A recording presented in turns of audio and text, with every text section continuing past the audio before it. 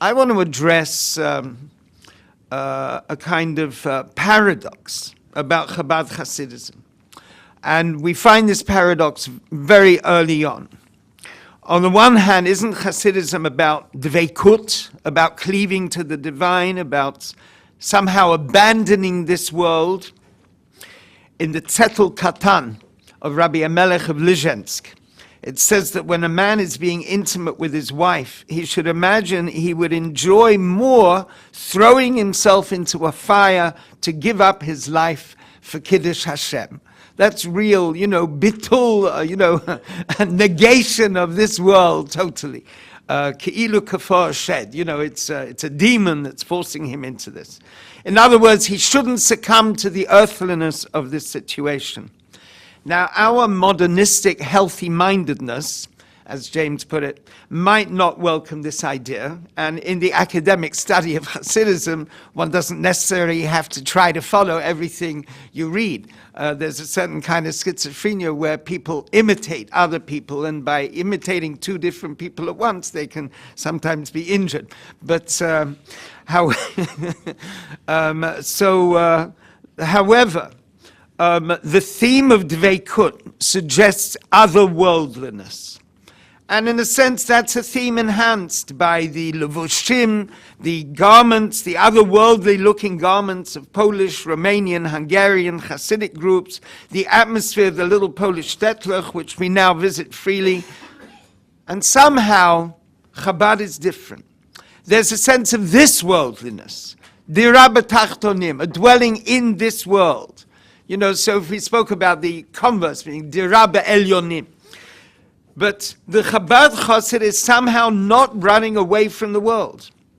And without looking, the burgeoning of Chabad Lubavitch, let's look at it in the text and at an earlier stage. Now, I'm thinking of a tziyur of a Chabad Chassid, something like Reb Mendel Fuderfas, who passed away in 1994. 1995 on Dalut Tammuz. He was a man, and he taught me a lot, thank God.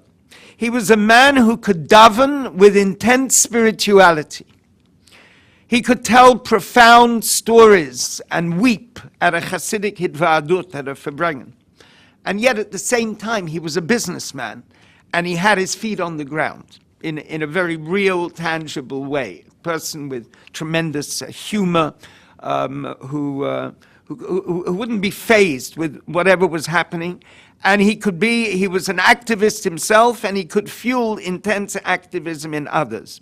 So in other words, there's someone living in two worlds at once, that of intense spirituality and the here and now.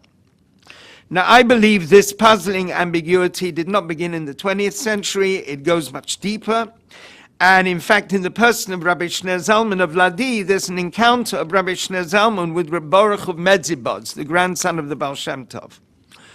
So Rabbi Shneur Zalman was a person who, on the one hand, when he was in his spilus, in davening, he would bang on the wall so much that his blood would flow from his hand.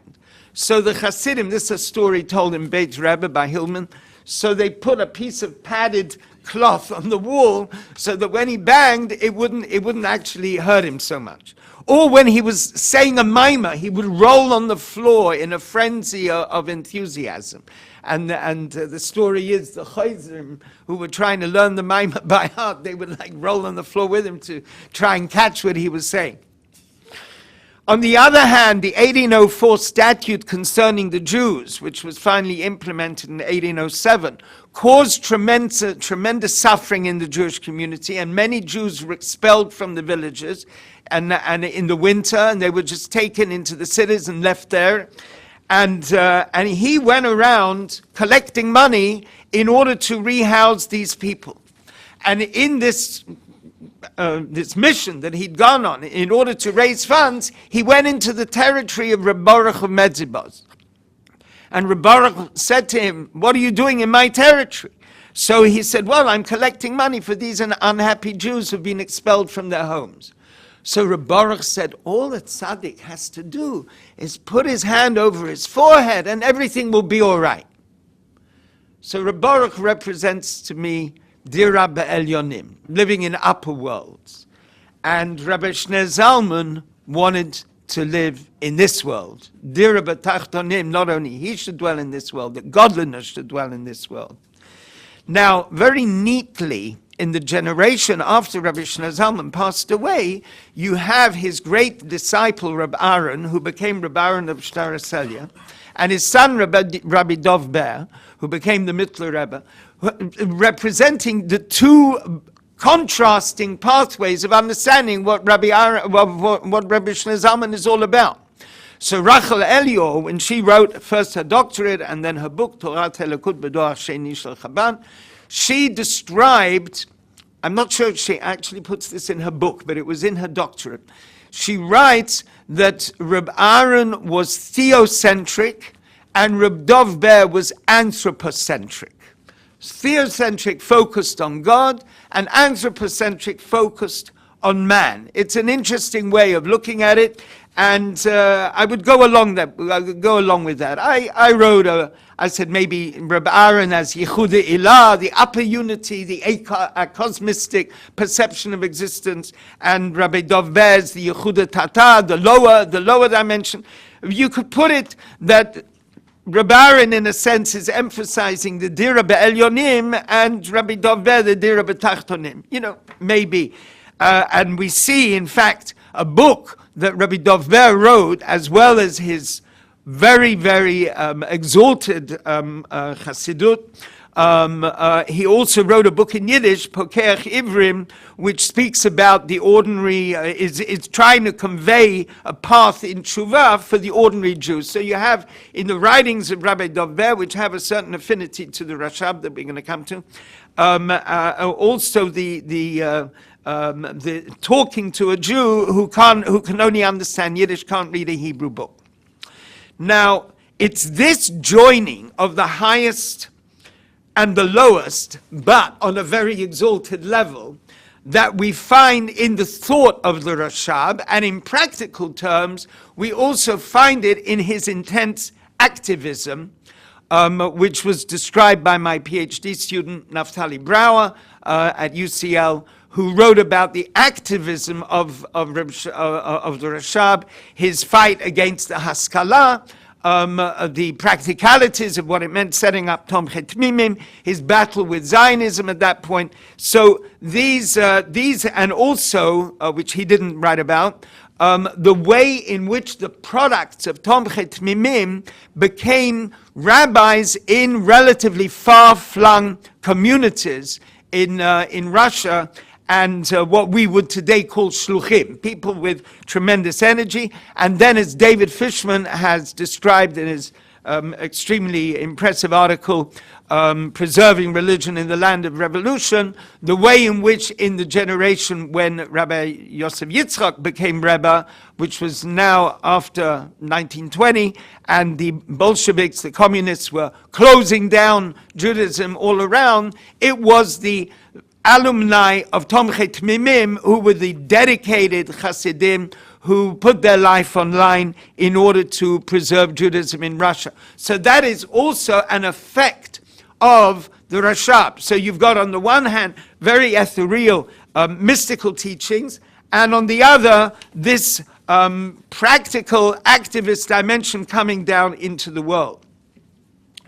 So I believe this is because the RaShaB's teachings bring a person's mind and soul to the most exalted heights of Sha'ashuim. The Svirot HaGnuzot that we have talked about in Ayin Bet and its whole exploration of Keter, Aliyat HaRatzon in Samach Vav, and translating those exalted concepts into a sense of hitkalalut of the highest and the lowest. I asked my friend Rabbi Shmuel Lu, I said to him, what does Ayin Bet mean to you? When Ayin Bet first came out, and I hope someone is going to be presenting in detail the mystery of that whole thing, it was a whole Kabbalistic adventure that the Lubavitch world was invited to take part in, and I hope someone else will be talking about that in detail. So Shmuel Lu and myself, we began studying Ayin Bet together. And then later on, just recently, over the last couple of years, we've also both separately been studying it. So I said to him, so tell me, so what does it mean to you? And he said one word, hitkalalut. Now I think that's very interesting, the integration of the highest and the lowest, because to me, the Shah HaYichud of the Mittler Rebbe, that's what that is about, hitkalalut. And the Shah HaYichud has a very, very close affinity with the thought of the Rebbe RaShaB. Now, but the point is, this sense of hitkalalut of the highest and the lowest, which might be what the Chassid who is doing hitbonenut is contemplating, and therefore, whether it's on a Shabbat morning or a Wednesday morning, his or her soul is in some exalted realm. And when they say Baruch Sha'ama v'Haya Olam, it really means something. And they've got the force of this radiant concept in their mind, which they've just taken away from a page of Ayin Bet or Samach Vav or something else, or it could be a Maimah of the Ramash. But the content of the RaShaB's teaching, what it's actually saying, it's not only this luminous realm, it's impelling a force which is actually working in this world and the reality of this world. Now, at this point, I want to make a few general remarks about the nature of the RaShaB's teachings, the way they concern predominantly the realms beyond Hishtalshalut. Okay, now I haven't got a whiteboard. Eli wasn't able to provide this, so you're just going to have to have a good imagination over here, a graphic imagination. The Lurianic teachings and other recensions of the Kabbalah present us with a two-tiered Kabbalistic system. One concerns Hishtalshalut, the realm of downshading of worlds. Here we have the four spiritual worlds. If we begin at the bottom, Asiyah, action, Yetzirah, Bria, to Atzilut, right. Beyond Atzilut is the beyond, is Ein Sof. Within each world, within Atzilut, for example, you have the 10 Sfirot, beginning at the bottom again, from Malchut, the lowest Sfirah, up to Keter, the highest. Above Keter of Atzilut is Ein Sof. Okay, that's the realm of Hishtalshalut. Reference to this realm and use of terminology relating to that realm is found in much Hasidic literature. Beyond Chabad, everywhere, have references to Sfirot, Olamot, right. But there's a second, higher realm concerning those areas beyond Hishtalshalut and even before the Tzimtzum, which we have in the Lurianic writings, and other recensions like Naftali Bachrach, Emek HaMelech, and so on. This means realms such as the Olamot, or well, you can't call it Olamot, half Olamot in the sense, Akudim, Nukudim, the world of the Shvirah, exalted dimension called Adam Kadmon, Machshava Hakduma Da'ak, the original thought of Adam Kadmon, the primeval realm of Makifin, of godliness. Now, so that's the higher level. And in many Hasidic texts, this higher level doesn't appear at all. What is there is the lower level of the Lurianic discourse. The higher level is based, it's extrapolating from certain passages in the Zohar, Beresh Humanata, the Malka, things like that, at the beginning of the desire of the king to create the world.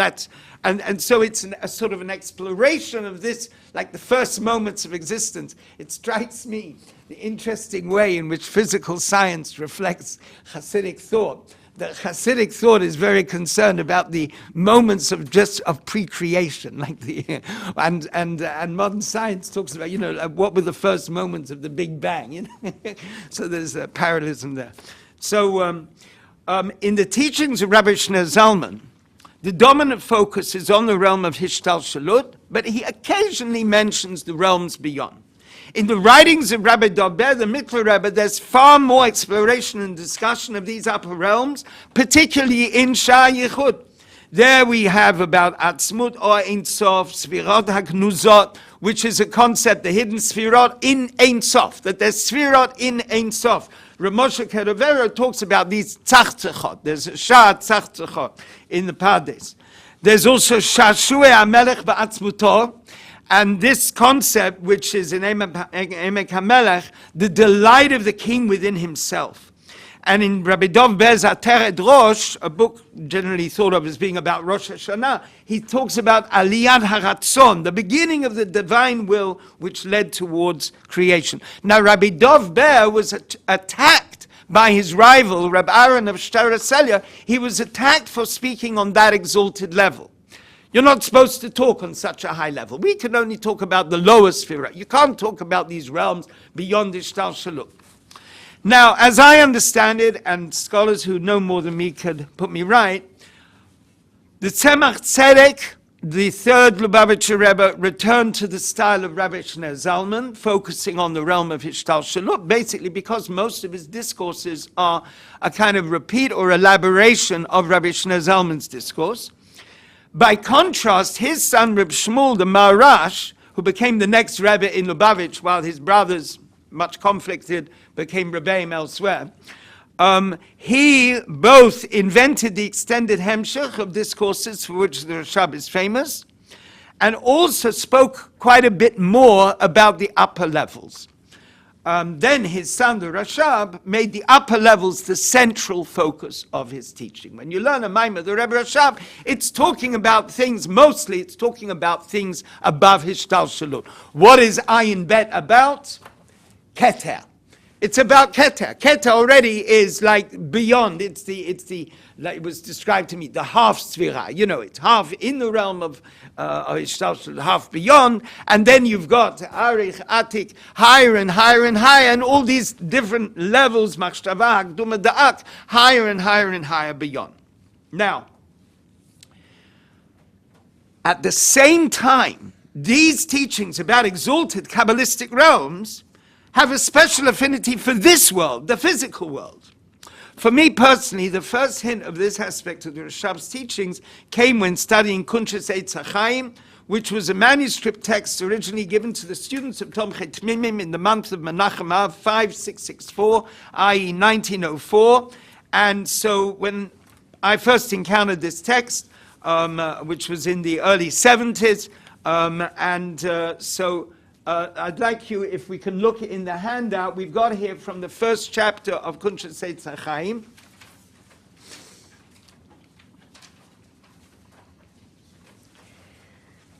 I think let's just begin in the second paragraph on the page.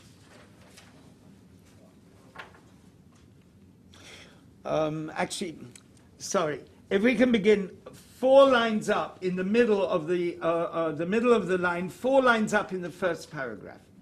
Ulahavin zen, to understand this, I think for brevity, I'm just going to read it in English, but the people who can follow in Hebrew will understand the Hebrew. To understand this, I want to present first that sometimes it's written, Kol asher chafetz Hashem asa, whatever God desires, He makes, which means that existence comes from chefetz v'ratzon Hashem, comes from the will and from the will.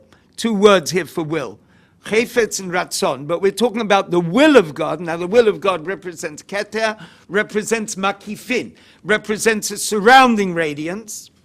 And sometimes it says bidvar Hashem shemaim nasu, with the word of God the heavens are created.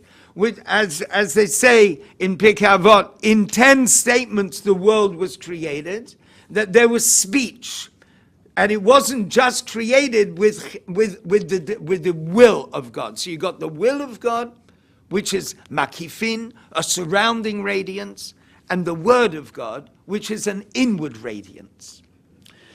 Now the idea is, he says in the second paragraph, it's known that everything has got chomer and tzura. It's got material dimension and it's got a form. The chomer, the material dimension, here we're the earthliness, as it were. This is the real physicality of the thing in general, like the heavens in general or the earth in general. Tzura, the form, is the image, the shape, the picture of that thing, what it looks like, whether the fact that the heavens are round, and the physical form of anything. Now the chomer, the materiality of the object, comes through the word of God in the 10 statements.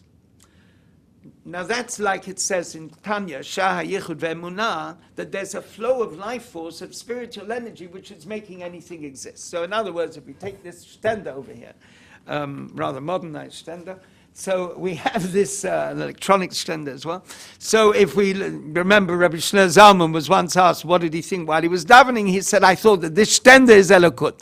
This stender is godliness. So here, this stender. Now on the one hand, there is a divine radiance which is flowing into the stender, making it exist. That is the chomer, this plasticized wood. So that is the chomer, the material aspect of the stender.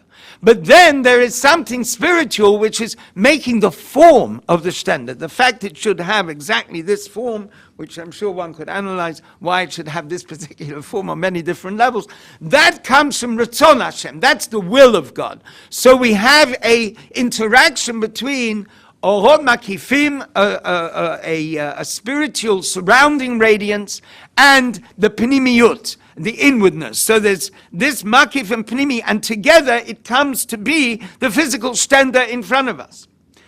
Now he says, why do you have to have the Chomer dimension? Why couldn't you just have God creating it with his will? If it was that, he says, then the thing would be a completely spiritual dimension. We wouldn't be able to we wouldn't be able to relate to it as a physical object. That's on the second page. V'hinei ma shenivra hachom b'mayim v'dibur v'lo nivra hakol b'chefetz havaya v'rotzono bilvad. The fact that the chomer was created with the speech of God, this flow of speech, as in Tanya and Shah Yichud Ve'emunah, and everything wasn't created just by the will of God, is because then there lo haya gilui ma'ayin liyesh, there wouldn't be a revelation from nothing to something. Rak shaya olam batel b'mtziut mamash. The whole world would be completely selfless. It would be in a state of bitul. It would all be like the world of Atzilut or the Almindit Kasya or hidden realms in general, that they are batel bimtziut. They express absolute abnegation in relation to the divine, and there wouldn't be the creations of the Alma Dit Galia, the creations of this physical world. So in other words, in order to have the paradox that there is a physical realm, which is this revealed world, you need to have the chomer, but at the same time, you have the spiritual dimension, the infinite spiritual dimension of tzura, which comes from the highest level. Now, so this concept of the binding together, that you have on the one hand the asara ma'amarot, creating the chomer, and then the will of God, the chefetz, which is so exalted, that is saying that it's not just that physical energy is filled, physical existence is filled with divine energy and radiance, as it says in Tanya, which is a basic theme of Chabad contemplation, but the very form of existence is an expression of an exalted, transcendent aspect of the divine. That the way we see the world, this relates a lot to my own explorations into the concept of art and Chabad, the Chabad take on art. The idea that the tzorah, the shape of the flower or the person or whatever it is really expressing something very exalted. Well, I then, looking at myself, as it were, chronologically, I then began exploring the thought of the Mittler Rebbe, because when I was in Yechidut with the Lubavitcher Rebbe, and I asked him about changing my PhD subject to explore the RaShaB, the Rebbe said, it's very good you want to study something, you want to write a doctorate on Chabad Hasidism, such as the Mittler Rebbe. And he swept me away from the RaShaB onto the Mittler Rebbe. And one of the reasons for that might be that it was less politically problematic. And I did, as I mentioned, I had Naftali Brower later doing a doctorate on the activism of the RaShaB, but he didn't do a word about the RaShaB's teachings. So someone else can still do them, if not more than one. Now, I actually found I'm thinking now, in thinking about this conference and this talk now, I believe that in the Mittler Rebbe's exploration into these upper realms beyond Hishtalshalut, he is really preparing the way for what the RaShaB was doing, bringing those concepts into the here and now of Chabad Hasidic thought, and then that became something very powerful in the thinking of the Ramash, of the Seventh Rebbe, where you've got this exalted level, Atzmut, and this world, you have to do is open your eyes and see that it's an open secret, as Professor Wolfson has expressed so eloquently. So we're here at a very important transitional stage. That there is, obviously there is in the Lurianic thought, in the Lurianic corpus. But to take it from Eitz Chaim and Shmona Sha'arim, to take it from there into the world of Hasidism, which means that it somehow becomes part of the discourse of the Hasidic community and the scholars in the Hasidic community who are not considered an elite, otherworldly group. Yes, in the Brody Klaus in the 18th century, you had an elite group, an elitist group who studied Kabbalah. But Hasidism means Kabbalah becoming ethos. It means that this becomes part of people's actual lives. And the Mittler Rebbe expressed the idea of Atzmut, the essence of godliness, being expressed in the physicality of this world in many different ways. And one of his particularly attractive images is that of a circle. That you have a circle, this is in Sharei Tshuva. So the highest point of the circle is in Atzmut, it's in the higher realms of Elokut, and the bottom part of the circle is down here in this world, in this physical world. And so it's in the physical world with Torah and mitzvot. It's certainly no mist, as Yoni put it. So with the Torah and mitzvot of this world, there, and with bitul, to godliness in this world, one is able to connect to the very highest point of the circle, because the circumference of the circle goes to the very top. Whereas if a person is just trying to explore the interior of the circle in sort of spiritual terms, he is further from Atzmut. Now, then comes we then have the Tzemach Tzedek, the Maharash, and then we have the RaShaB and the different discourses, and now we're focusing on Ayin Bet. And once Ayin Bet was published, it became clear to people looking at the Ma'amarim of the Ramash how much he quotes concepts from Ayin Bet. But I want to focus on two elements now. One is the idea that the keli, the vessel, rather than the or, how much longer have I got? 5 minutes, okay. One is the idea that the keli, the vessel, comes from the higher dimension, the makif, and the second is the idea of the role of the Jewish people. Now, let's just, now you see in Kabbalah, the idea that there's a keli, or and keli. The normal way of understanding the relationship between or and keli is that the radiance is spiritual, and the keli is somehow it's hit avuta or thickening of the light. It's somehow on a lower level. But then we have the concept, the exaltation of the keli. Now, if we look at the second part of the handout, it's on page 4. It says Samach Bet. B'chol zehu b'makif de'ak.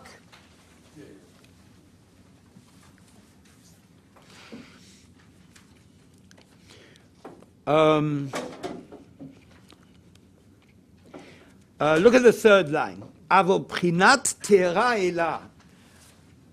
Tira elah, this higher spiritual realm. Shezer b'chinat ha'igul ha'gadol shelifnei hakav. Here we're talking about the great circle, so to speak, of Elokut. Yes, there's this circle, of the Tzimtzum, and beyond is Ein Sof, and then there's the great circle before the Kav.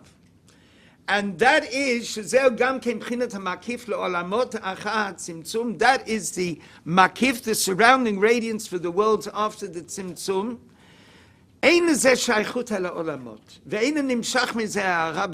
Nothing is revealed from this. However, it's known, the shoresh hakelim, the root of the vessels, hu mibchinet ha'or makif dafka. The root of the vessels is from the surrounding radiance, as it says in Eitz Chaim, that the coming existence of the kelim, of the vessels, is through the striking of the or makif with the or pnimi. It's like a hologram. That's you have two different kinds of radiance. The surrounding radiance hitting the inner radiance, that makes the casing of the vessel. And the ikar shoresh, the root of the vessel, comes from this or makif, and he references Torah or by Rebbe Shneur Zalman. So we have this concept that the keli, which is really the beginning of what is going to become physicality in this world, comes from that makif. Now that's the same kind of idea as we had in Kudshat Eitz Chaim, spelled out over here in a very tangible way. Now, that concept leads to the idea that here in the physicality of this world, through Torah and mitzvot, and as it says in another of the texts here, the Torah and mitzvot, as they are carried out with Mesirut Nefesh, with that kind of intensity, that power makes a radiant world. It makes the world that we are in reveal atzmut, reveal the essence of godliness. And there's a beautiful passage we have, where he talks about the way the keli becomes radiant. It's not just a kind of an intermediary drawing radiance into it, but because of its connection with the higher makif, through the fact that the Jew keeping the mitzvah has some special quality, Mesirut Nefesh, the keli, the vessel, which is the source of this worldliness, becomes something radiant in its own right, in a most amazing way. Now that links with what Yoni was talking about, the nature of the soul of the Jew, and I'd just like to refer you to, there's two kitzurim, which Eli very kindly, must have cut and pasted somehow, but there you have these two kitzurim are from two passages. Summary, this is the Jane Austen way that she would spell summary like this. Now, the standardization of English spelling is a subject in itself. So, in Ayin Bet, the kitzur of section 60 and the kitzur of section 67, a few paragraphs later. So one is from the beginning of a discourse and the other from the end of the same discourse in Ayin Bet. So first of all, the Hinei Pulata Makifim Klalim Ba'olam, he explains that the makif doesn't, although it's the source of everything, no one feels it. It doesn't have any tangible effect. You're not aware of it. And it's like Yediyah and Bechira. God knows what we're going to do, but we've still got free will. So even though God knows what we're going to do, that doesn't direct what we're doing. We think we're deciding whether we're going to do X or Y. So that's the makif, the general makif. Then you have the particular makif, go to the second kitzur, of keter of atzilut. Now that's a lower makif, right? We got concentric circles here. So there's the very exalted makif, which is the source of existence, but it doesn't have a direct effect on it. And then we have the makif relating to keter of atzilut. That only relates to neshamot Yisrael. Okay, this is very Jewish chauvinist, but as the Rebbe said, we didn't invent it. Okay, so he, this is the Ahava Mesuteret Uru'ut Deliba. This is the deep inner love, the yearning of the heart, which is the real source, Edut Yisrael, the real source of the Jewish soul in Stiman Dekol Stimin, in the most hidden of all hiddennesses. And so it somehow goes together. And I believe that this would be a wonderful topic to explore further later. The way in which it is the input of the Jewish soul having this very exalted dimension, which then has a real effect on the soul. The Hihorei Tshuva, the thoughts of Tshuva, all kinds of different dimensions of the soul are directly affected by this connection with Keter. That and then other dimensions of the soul going back to Atzmut as well. The way in which the soul is able, through Torah, mitzvot, and through Mesirut Nefesh, to reveal godliness in the world. Okay, so that basically concludes what I'm trying to say, is that the RaShaB brings from the highest of the highest into the lowest of the lowest. The thirst is to descend. There's another passage here about when we look at Ratzov Shov. There is, Shov means returning to the world, Ratzov means going higher. But if you look at it from the point of view of the Or, of godliness, the Ratzor of godliness, the yearning of godliness is to descend, to become into a dira lo yitbarach b'tachtonim, to become a dwelling in the lower world. So this was to become a dominant theme in the teachings of RaShaB. And if we return to our reference at the beginning, the Zettel Cotton of Rabbi Melech of Lizensk, a woman asked the Lubavitcher Rebbe, how can she think sacred thoughts during the act of intimacy with her husband? Surely that's too earthly a situation. The Rebbe replied, Dafka, there is the revelation of the Shekhinah. The Shekhinah is here in the physicality of this world. And there is where this world is an expression of the infinite transcendence of the divine, and the Jewish people have a significant role in the revelation of this. And the teachings of RaShaB, the teachings of the RaShaB, transmitted this profound concept to the 20th century, where the RaShaB sought to bring it to further and deeper expression. The messianic implications of this process are obvious, mapping out a depiction of existence at a time when the world will be filled with knowledge of divine and awareness of the divine, or now, as Eliot's written, open secret as the waters cover the sea. And an important step towards this is the Hemshech Ma'amarim, Ayin Bet. Thank you.